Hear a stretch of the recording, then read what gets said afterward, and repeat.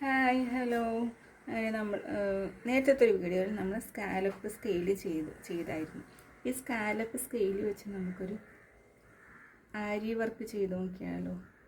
Scallop ഇങ്ങനെ വരച്ചെടുക്കുക.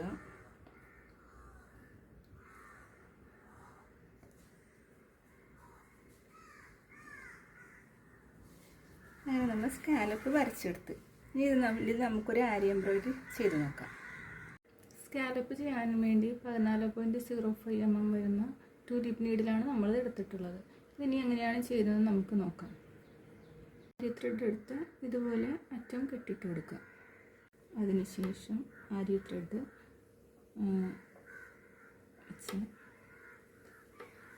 ഒരു chain എടുക്കുക. ചെയിൻ എടുത്തതിന് ശേഷം സിമ്പിളായിട്ട് നമുക്ക് ചെയിൻ സ്റ്റിച്ച് അറിയാവുന്നവർക്ക് പെട്ടെന്ന് ചെയ്യാൻ പറ്റുന്നതാണ്.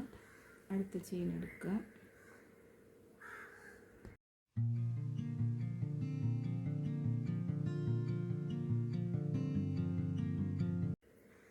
പിന്നെ ഇതായിട്ടുള്ള ഒരു ഇങ്ങനെ റൗണ്ട് പോലെയല്ല ഇത് വരുന്നത്.